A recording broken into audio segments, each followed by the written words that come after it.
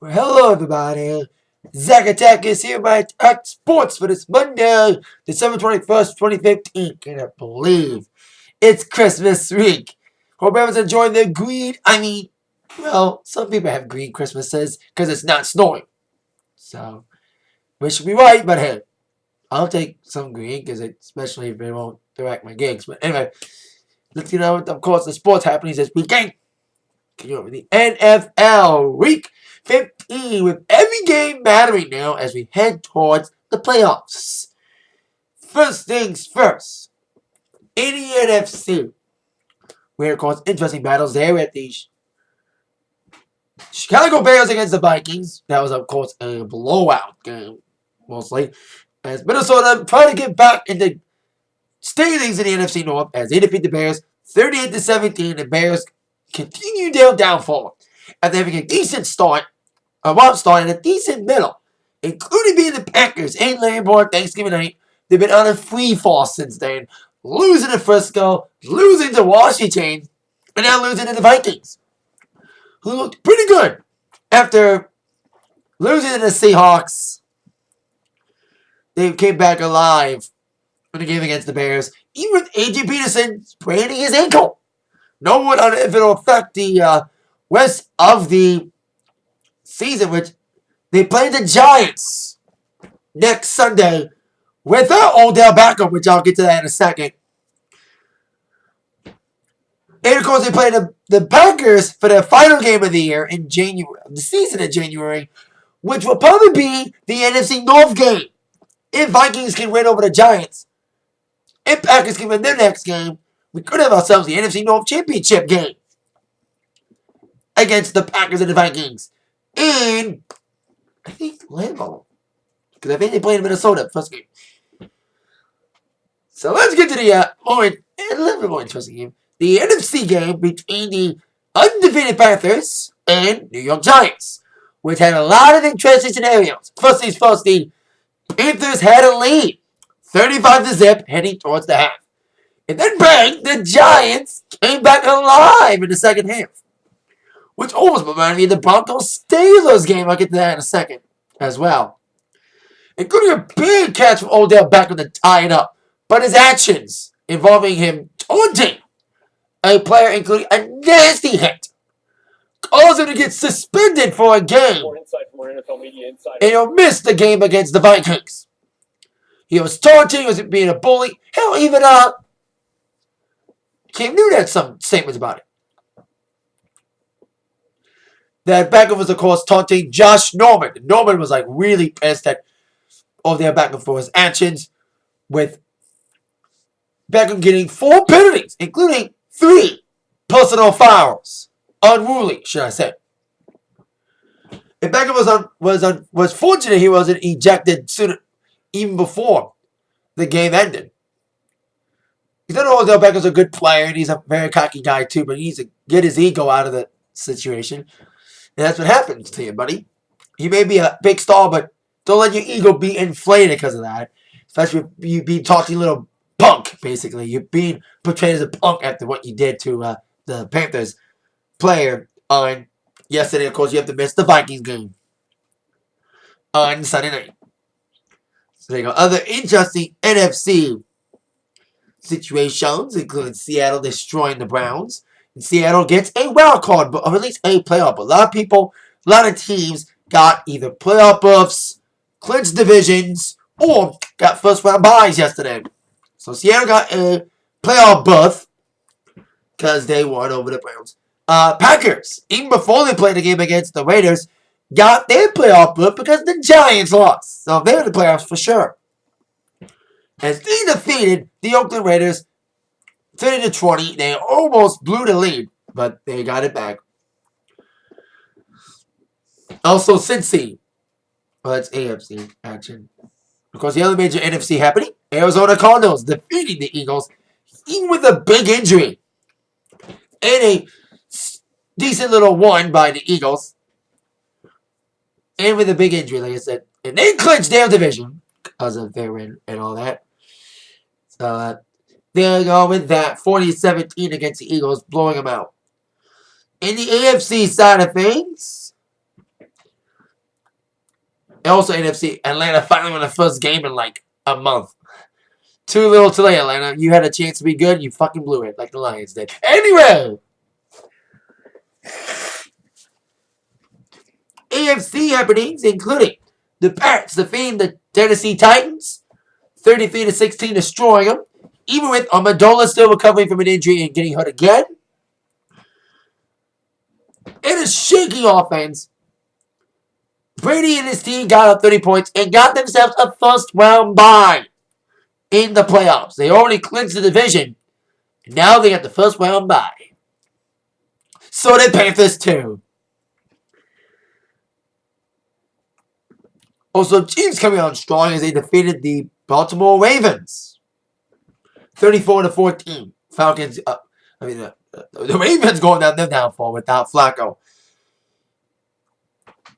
And of course, the interesting game was the Steelers-Broncos game. The tale of two halves. After suffering his first loss as a starting quarterback, Buck Osweiler looked really good in the first half of the game against the Steelers. 4 touchdowns, 3 thrown, including 1 brought in by himself. So they had a great lead, a 27-13 lead heading into the third quarter. And that's when the Steelers made their comeback. Roethlisberger looked really good in that second half, including throwing 3 touchdowns, which led the Steelers to rally to get a 34-27 win, with Broncos offense stiffed after the first half. I wonder what team that the Broncos reminded me of recently. A team that looked good in the first half, that had the lead going into the second half, and blew the lead and blew the game. Oh, I wonder who they reminded me of. Lions! They pulled the Detroit Lions. The Broncos did. They had the lead, and they choked in the second half against the Steelers. Second loss in a row for Osweiler as a starting quarterback. He looked the best I've ever seen him as a starter. Because I've seen only a few games of him. But he looked really good against Steelers for the first half of the game. He fucking choked the second half. His offense stiffed, and so did the defense. Turnovers galore, but he has still got some potential. Let's see if the Denver Broncos can recover from the 2-game losing streak as they got their game next week. Who are they facing? Who are the Broncos facing next week? They're facing Cincy. Big rivalry. Big AFC game. I think Denver Bengals clinched their division, or at least getting close to clinching their division. So interesting showdown next week. Now, look at the playoff pitch right now. Mentioned some big things. AFC side, the Patriots are in, and they clinch the division and get the first round bye. I am right. Bengals did clinch their division. They clinched their division. Hold on 1 second. Call from Mission.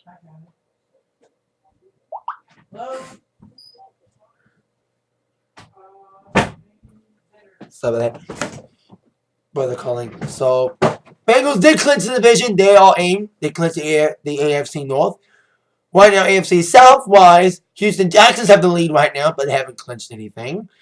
Denver, they would have clinched if they won against the Steelers, but they lost. So, we'll see if they get it eventually. When it comes to the NFC side, mentioned Packers are in. They are in. Carolina's in and got a first round bye. Cardinals are in. They also get a. They clinch their division. And Seattle's in. They got a playoff berth, so those are teams that are in the playoffs right now. Of course, Carolina is probably the undisputed favorite in the NFC because they've been undefeated, even though they had the first brush with danger as they almost blew a lead against the Giants yesterday.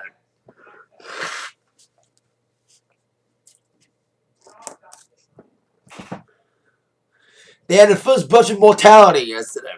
Almost losing. And of course, the Pats, they're number 1 in the AFC. They're like the hottest thing. Even though they had 2 losses, they rebounded quickly. Especially in the game against the Titans.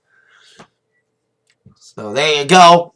the playoff picture right now in the NFL. See who else gets in the next 2 weeks of the regular season going down. Now on to UFC. Of course, this past Saturday was UFC on Fox. Following UFC 194, it was the final Fox event and the final UFC event of the year. And what I thought about the UFC called on Fox, yeah, mixed bag.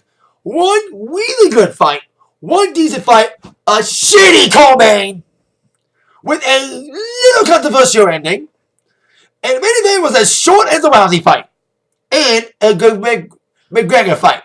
A little bit longer than McGregor, but still, another short main.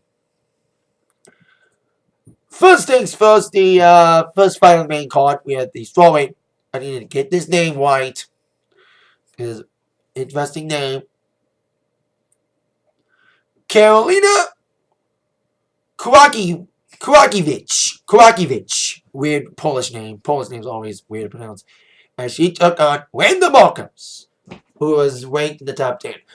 This was a decent action, not much excitement fight. You know, it's a decent striking, okay takedowns, with Marcos really having a takedown game during the first round. But then Carolina, I think, got aggressively better in the second and third round with better striking, more aggressive striking, and she had a takedown on 2 in the third round or so. And I think she won those 2 rounds, and that's how she got the fight. That's how she got the victory by unanimous decision. Okay little fight to start off the main card. It was just, like I said, decent action, not much excitement. The next fight was great action and decent excitement and fight of the night honors and deserved it. In the lightweight division, we have Nate Diaz against Michael Johnson. The first round was a feeling out period. Some leg kicks from Johnson. And he was really nailing those leg kicks. But he wasn't nailing them again after the second round.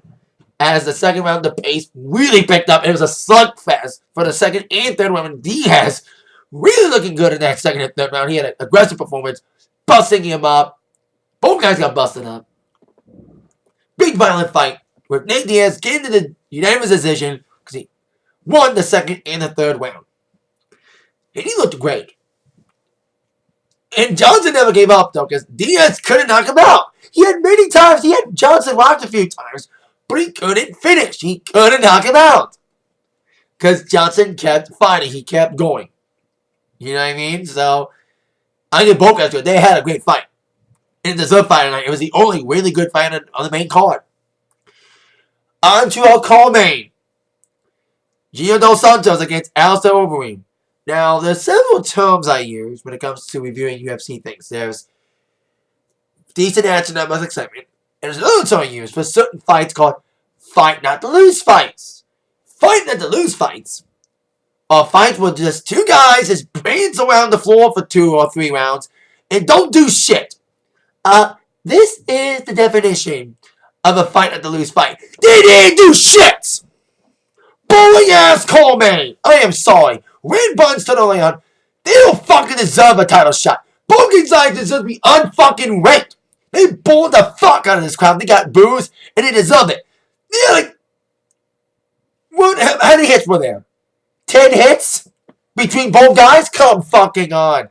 And then the second round, the first round was boring. Second round was boring. Like the last minute was the most interesting thing of the fight. And a very interesting yet controversial ending. Finally, after lack of action, lack of excitement, lack of punches at all, like they probably hit each other like 50 times. Like not much hitting. Like, you look at Diaz, he hit like 20,000 times in that fight against Johnson. These two, Dos Santos and Overeem, didn't even hit each other less than 100 times. So Overeem got Dos Santos with a good, decent punch, got him on the ground, started pounding him, and then the fight ended with Overeem winning. Was it premature? I think it was a little premature.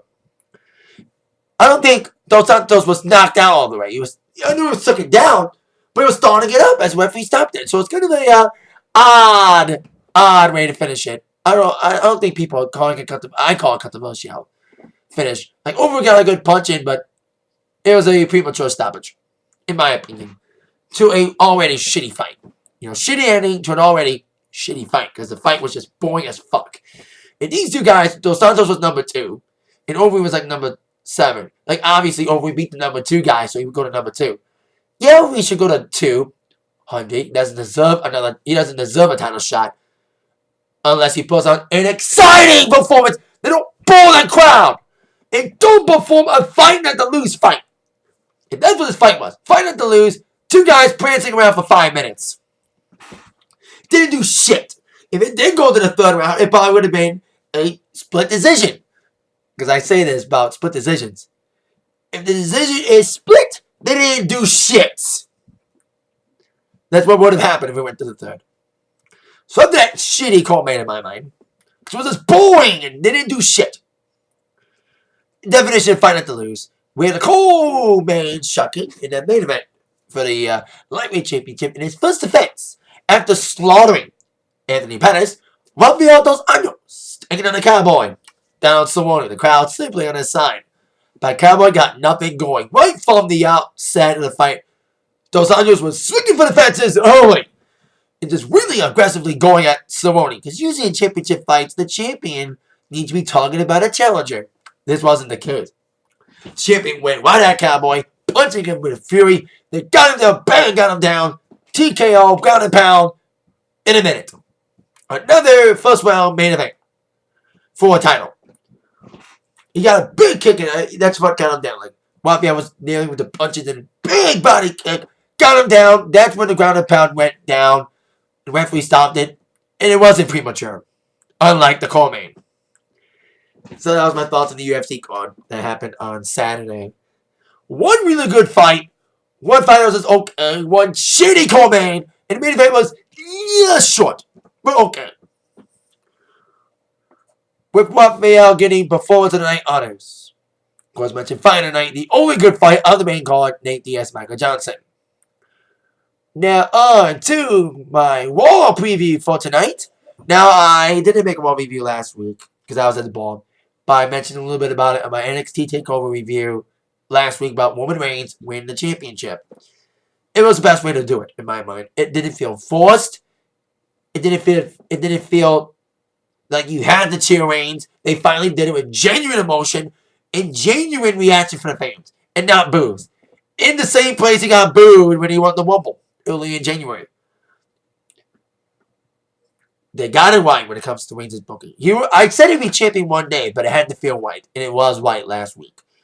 So we'll see what happens tonight with it being the Slammy Awards. Top 5 questions that must be answered tonight. Question. Actually, I'm doing 6. Top 6. Special Christmas week. Top 6 questions must be answered tonight. Question number 6. What's next for the Wyatts? Well, apparently they're done with their Dudley feud. Getting over. I've said this about the Wyatts. They've been foils in all their feuds. Like, they looked good until the culminant match and they lose. They beat the Dudleys at TLC, during the tables match, which was okay.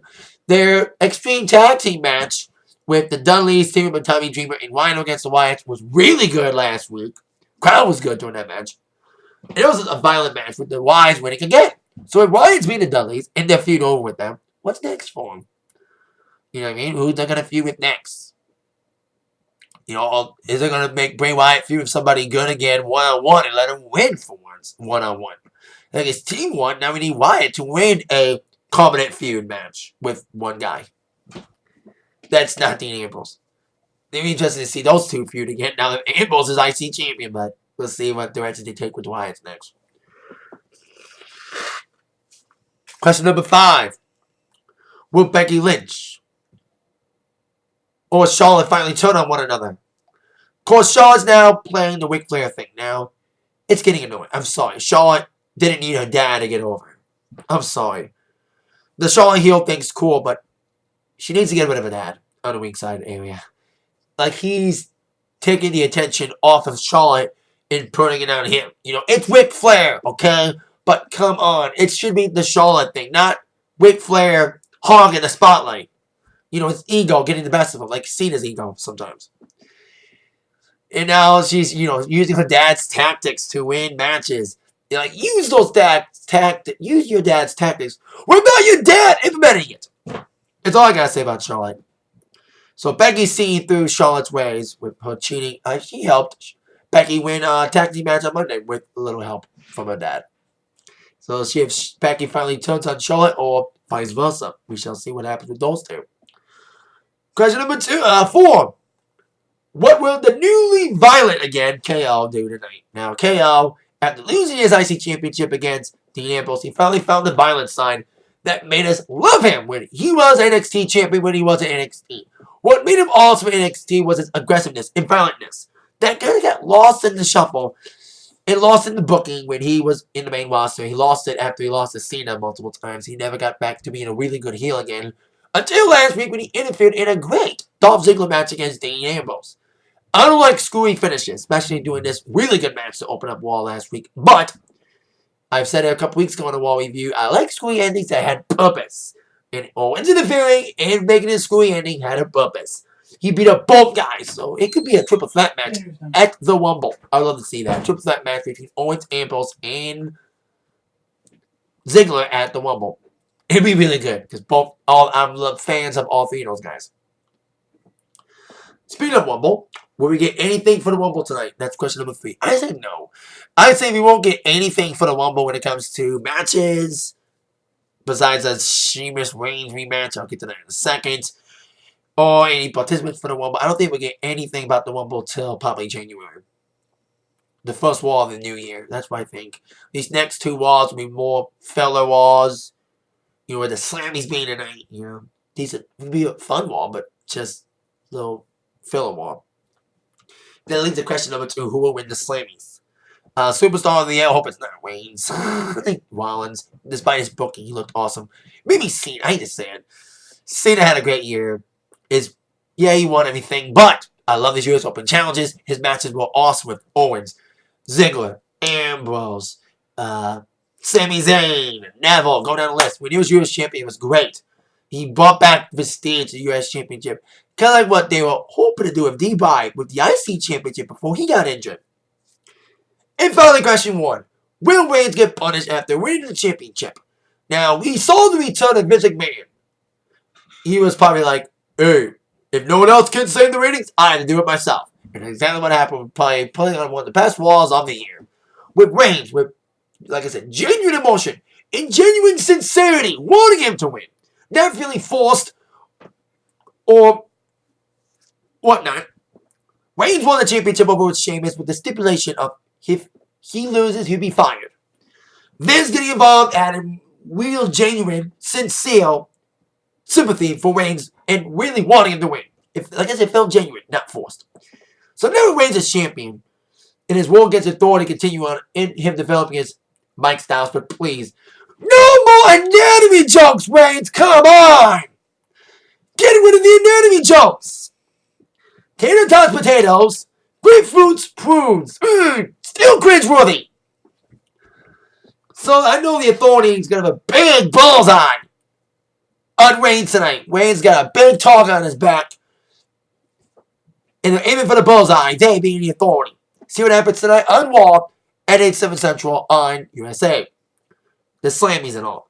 And that is it for my Atak Sportz. Thank you very much. Stay tuned to this channel for a Raw review. I hope to do one tonight. If not, but I think I will make it a review. And I promise I will make a Raw review tonight. I said it last week, but I didn't do it. With that in mind, you've been attacked by the sports news from Zach. See you later. Yeah.